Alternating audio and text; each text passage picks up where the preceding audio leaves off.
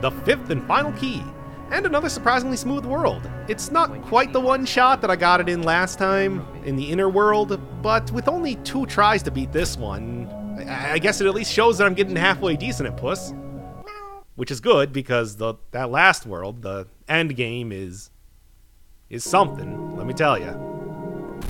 Well, anyway, the Underworld, represented by the astrological symbol for Mercury. A little surprising that it's not Neptune, because this world has a tighter theme than most of them. It's all about being underwater.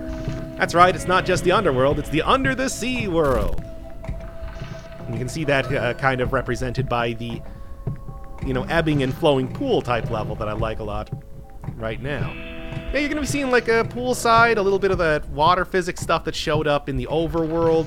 A lot of that sort of stuff. It's interesting. This is something that I would have expected a lot more from the rest of the game, but never really got it too much. I guess a lot of the levels, a lot of the worlds in the game do have something of a theme going. Well, okay, not this one. The Rich Evans yelling level. This is just more of a result of probably pulling from a random level throughout all of the level pools, because you got to keep this game fresh. You're going to be going through it a whole lot in a lot of cases.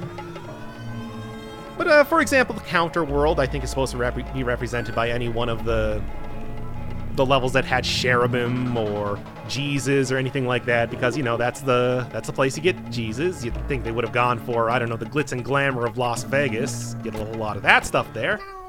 Definitely would have fit in the game's aesthetics, but no, if you see soul, spirit, whatever in any of the levels, I think that's supposed to be something a little bit emblematic of the counter world.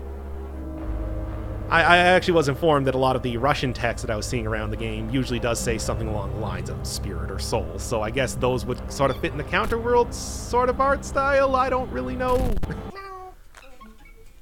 The outer world being anytime you see any of the Space Invader type enemies around, I guess they're supposed to be a little bit of the theme of that world.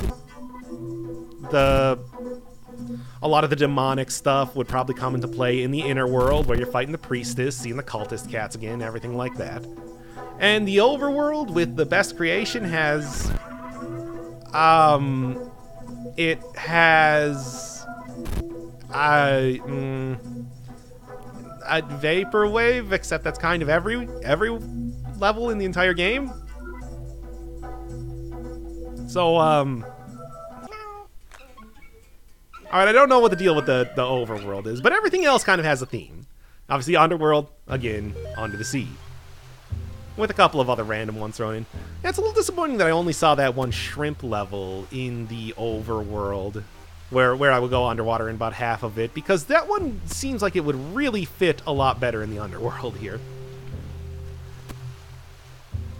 I would say that PUSS in general does... I can't believe I got hit there. It's like, that was so close to getting this one perfect. Oh well, with 17 lives, I think I'm going to be okay in the upcoming boss. Yeah, obviously this game does have the whole vaporwave, a bunch of weird glitches, everything like that art style. But I do think that it also could have benefited from going a little bit harder into like individual themes, just to make sure that every level was differentiated in a specific way. Maybe it's just that a lot of the... When it pulls from a random level pool was just a little... Maybe they could have somehow forced the level to fit into the theme in some way, giving it water or something like that. It seems like a lot of the background elements probably could have been switched out pretty easily.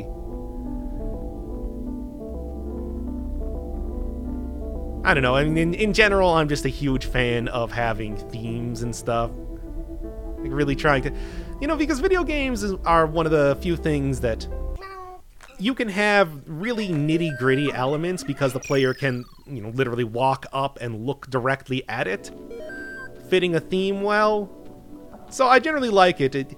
I think one of my favorite examples of that is in the game Live Alive. Life Alive? I don't really know.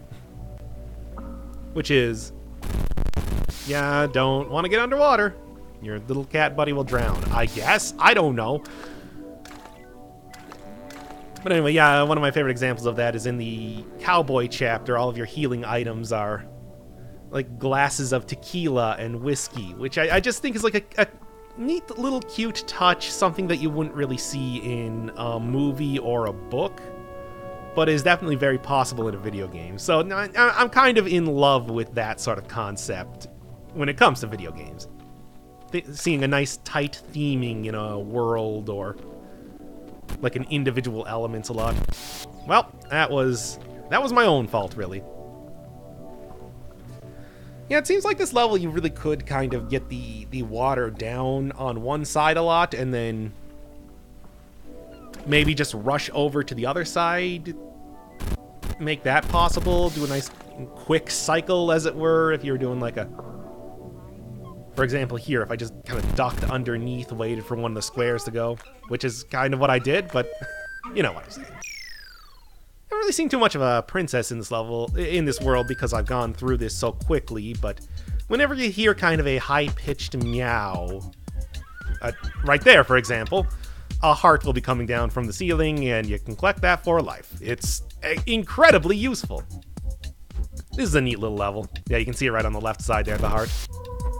Neat little level. You can see on top the pineapples going into the blender, and then on bottom you get the pineapple slices coming out. And also dolphins just dancing around up on top. And yes, bikini babes in the background, but you know, whatever. Boss level. See, this is what I was talking about with the shrimp kind of coming in here. And also, you appear to be at some kind of eyes wide shut party, considering the masks. And yeah, in the background, that's a shrimp in bondage gear, and they're on stripper pole.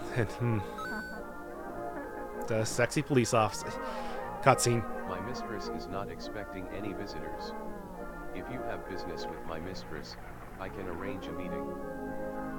Why are you here? My mistress does not discuss such matters with the likes of you. I am sorry.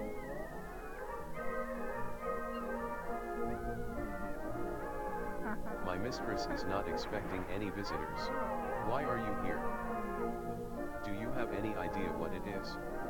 One of the mighty artifacts that protect these worlds from the destructive fire coming from the darkest of worlds.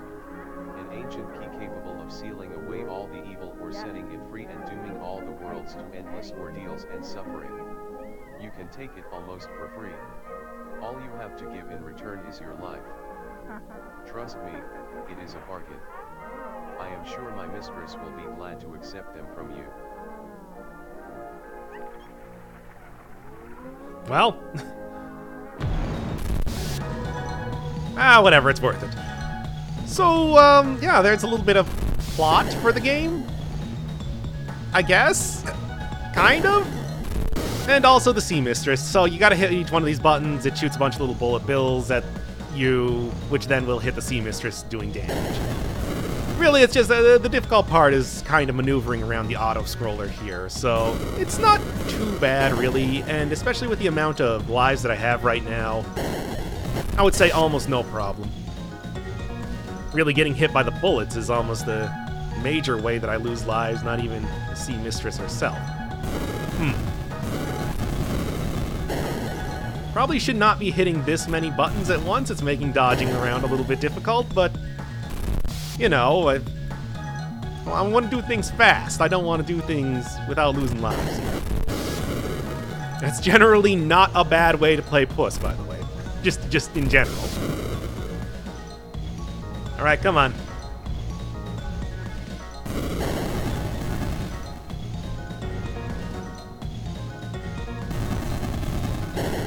I like the music here.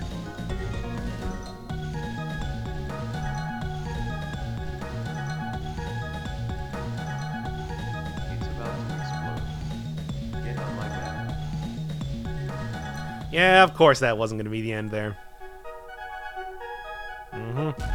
There's the thumbnail for the episode. Yeah, of course it's not over. Now you get introduced to your next buddy, Rick the Fish. Fish, the S in fish, is spelled with a $, obviously. Like, why wouldn't it be? Anyway.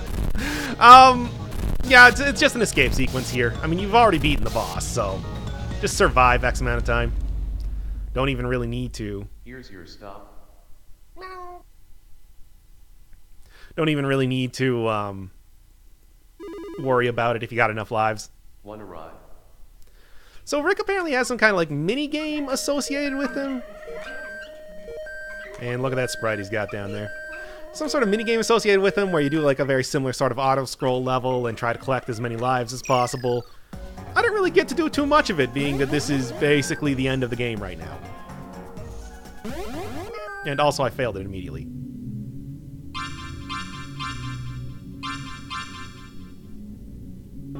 Well, that's not good. Where did all my buddies go? Kinda need those guys. Well, I mean, in reality, they're still there. They're just, you know, not shown to make it spooky. Anyway, this is the only other level that didn't appear in the playthrough. Hooray.